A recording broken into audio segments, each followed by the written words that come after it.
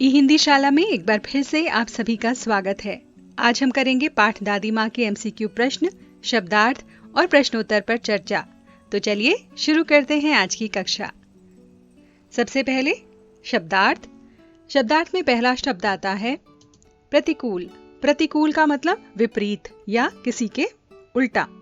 बन, प्याज, मोथा, साई ये सभी वन में उगने वाली घास होती है, यानी जंगली घास। गंध, महक को कहा जाता है। विसूचिका एक संक्रामक रोग होता है, यानी कि कम्युनिकेबल डिजीज। निकसार यानी निकास या निकलने का रास्ता या फिर उद्धार करना। उरन यानी कर्ज से मुक्त हो जाना। घेऊर तालाब में उगने वाली घास का नाम है। तिताई कड़वेपन को कहते हैं। अनमना यानी उदास। सरसाम बेहोशी को कहा जाता है। अफसोस यानी पछतावा। हुड़क चाहत को कहते हैं, या जब किसी के बारे में हम सोचते हैं और हमें लगता है कि ये हमारे पास होना चाहिए तो उसे हुड़क कहते हैं। ज्वर बुखार को कहा जाता है। अगला शब्द आता है शुभ चिंतक यानी भला चाहने वाला। सूचना जानकारी को कहते हैं। धुंधली यानी अस्पष्ट, जो सही से दिखाई न दे। शरद जाड़े को कहते हैं, यानी सर्दी का मौसम। शीतल ठंडक पहुंचाने वाली। खौलते यानी उबलते हुए। जलाशय तालाब को कहते हैं। आषाढ़, चैत, ग्वार और अघन हिंदी कैलेंडर के महीनों के नाम हैं, जिसे हम कहते हैं, हिंदी कैलेंडर के नाम को हम लोग वैदिक कैलेंडर भी कहते हैं। लेप मलहम को कहा जाता है और हांडी मिट्टी का बर्तन होती है। अनुमान यानी अंदाजा और किस्म का मतलब होता है प्रकार यानी टाइप्स। इसके बाद अगला शब्द आता है मिश्रित यानी मिला हुआ। नाड़ी नव्स को कहा जाता है। उत्साह यानी जोश। कारपरोजन यानी कामकाज। अनुपस्थिति गैर हाजिरी यानी एब्सेंट। विलंब देर को कहते हैं। दुबकी हुई यानी छुपी हुई या फिर डरी हुई। सूद ब्याज को कहा जाता है, जिसे इंग्लिश में इंटरेस्ट कहा जाता है। नाक रगड़ना यानी खुशामद करना। विह्वल बेचैन को कहते हैं। अभिनय नाटक को कहा जाता है। पुत्रोत्पत्ति यानी पुत्र की उत्पन्न होना या पुत्र का जन्म। इसके बाद है वात्याचक्र। वात्याचक्र यानी घटनाक्रम। श्राद्ध पूर्वजों के लिए किया जाने वाला काम। अतुल यानी बहुत अधिक, जिसे कहा जाता है जिसकी तुलना ना की जा सके। शाप पृष्ठ यानी शापित हो या जिसे शाप लगा हुआ हो। सहेज कर यानी संभाल कर। विलीन गायब होना। कतारें पंक्तियां। पाखें यानी पंख। घिनौना घृणित या जिसे देखकर घिन आए। दालान आंगन को कहा जाता है और आपत्ति का अर्थ होता है ऐतराज या फिर विरोध करना। बच्चों, ये तो थे शब्दार्थ यानी इस पाठ के कठिन शब्दों के अर्थ। अब आते हैं हम बहुविकल्पीय प्रश्न पर यानी एमसीक्यूज। पहला प्रश्न है, दादी माँ पाठ के लेखक का नाम है शिव मंगल सिंह सुमन, शिव प्रसाद सिंह, निर्मल वर्मा या फिर भगवती प्रसाद। चलिए आपके उत्तर से देखते हैं मिलान करके। इसका उत्तर है शिव प्रसाद सिंह। प्रश्न 2, लेखक की कमजोरी क्या थी? घर न जाने की, घर में लड़ाई झगड़े की, घर की याद सताने की या फिर घर पर सोते रहने की? कौन सी बात थी जो उसे कमजोरी के रूप में देखा जाता था? घर की याद सताने की। बच्चे किस माह में झागदार पानी में नहाते थे? आषाढ़ के महीने में, माघ के महीने में, ग्वार के महीने में या फिर भादों के महीने में? पाठ की शुरुआत में ही बताया गया है। चलिए उत्तर से मिलान करें। ग्वार के महीने में। अगला प्रश्न देखें। अगला प्रश्न कहता है, दादी माँ का स्वभाव कैसा था? स्नेह और ममता भरा, शक्की, झगड़ालू या चिड़चिड़ा? किस प्रकार की थी दादी माँ? उत्तर है स्नेह और ममता भरा। अगला प्रश्न, दादी माँ ने किसका कर्ज माफ किया था? किशन भैया का कर्जा, मुख्तियारी ताई का कर्ज, घर के नौकर का कर्ज या फिर रामी की चाची का कर्ज? याद कीजिए वो किससे झगड़ रही थी?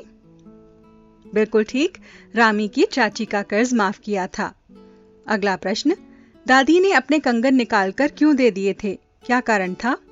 घर का सामान खरीदने के लिए, रामी की चाची को देने के लिए, पिताजी की जरूरत को पूरा करने के लिए या फिर अनाज खरीदने के लिए? उत्तर है पिताजी की जरूरत को पूरा करने के लिए। अगला प्रश्न, दादी माँ को किन चीजों के नाम याद थे? किताबों के, दवाओं के, अनाजों के या फिर गांव वालों के? किन के नाम उन्हें याद रहते थे? दवाओं के, बिल्कुल ठीक। महामारी और विषुचिका के दिनों में दादी क्या करती थीं?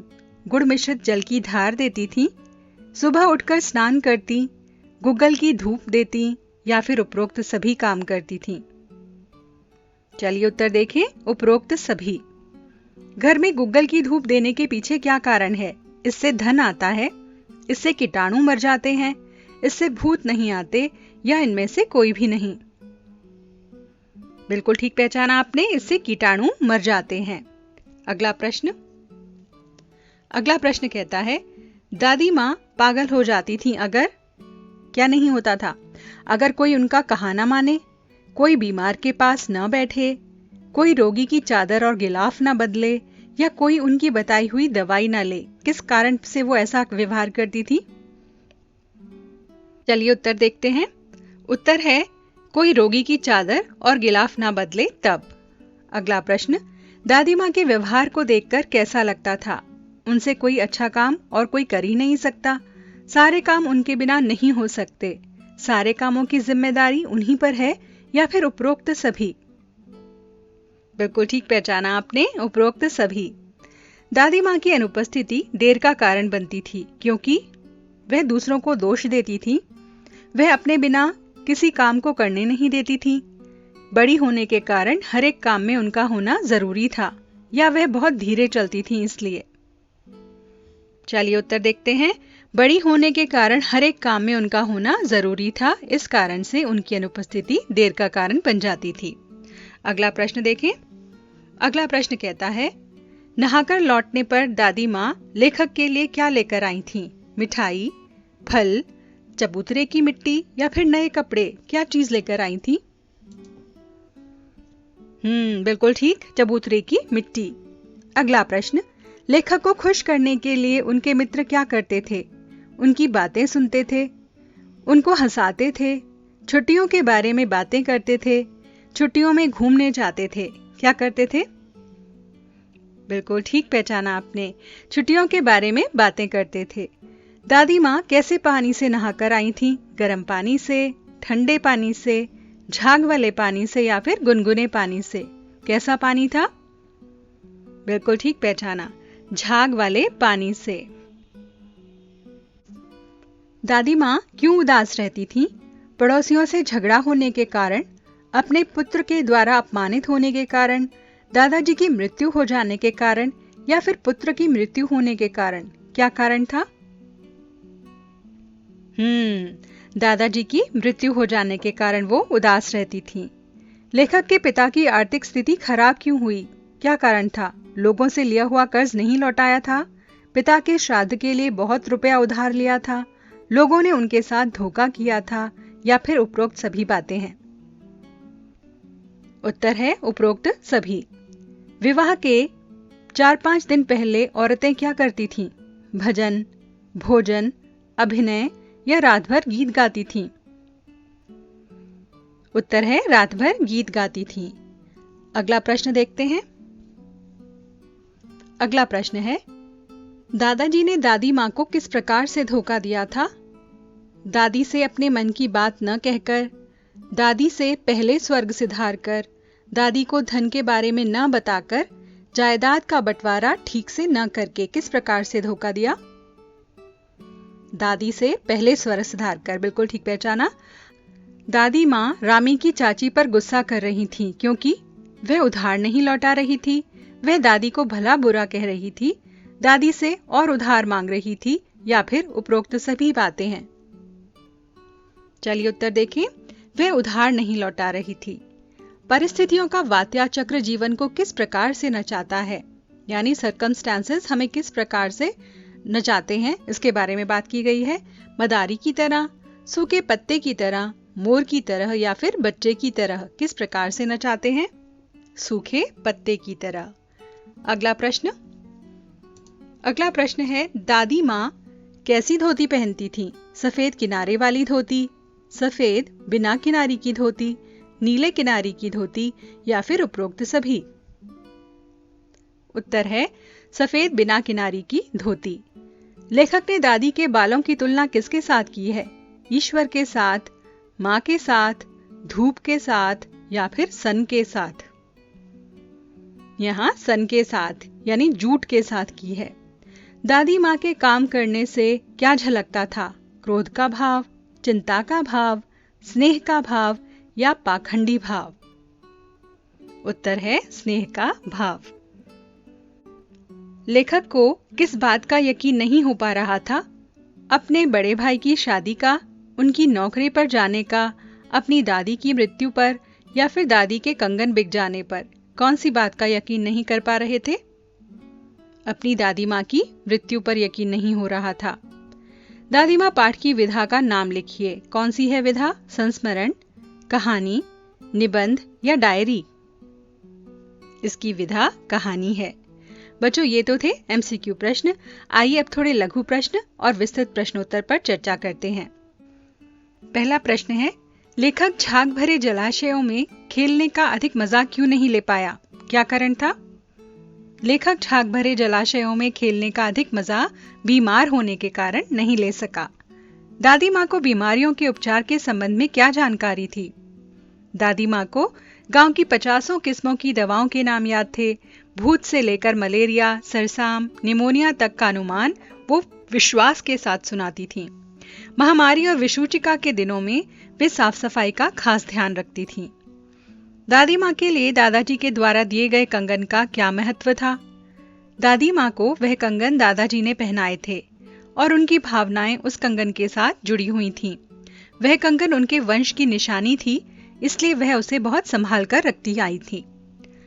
अगला प्रश्न देखें।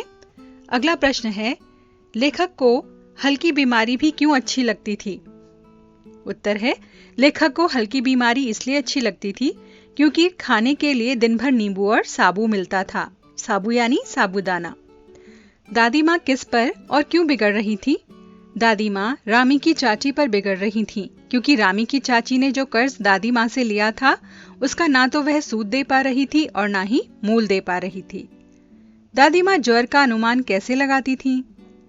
दादी माँ छू छू कर ज्वर का अनुमान लगाती थी। अगला प्रश्न है, लेखक ने दादी माँ की छवि का वर्णन किस प्रकार से किस रूप में किया है? उत्तर है, लेखक ने दादी माँ की छवि का वर्णन दुबली पतली बूढ़ी महिला के रूप में किया है। वह बिना किनारी वाली सफेद धोती पहनती थीं। उनके बाल सफेद हो चुके थे। वो स्नेह और ममता की मूर्ति थीं। दादी माँ अंधविश्वासी थीं, स्पष्ट कीजिए। जब स्नान करके दादी माँ अपने आंचल में शक्तिधारी चबूतरे की मिट्टी लाई थीं, जिसे उन्होंने लेखक के मुंह में डाला और सिर पर लगाया ताकि बीमार लेखक जल्दी से स्वस्थ हो जाए।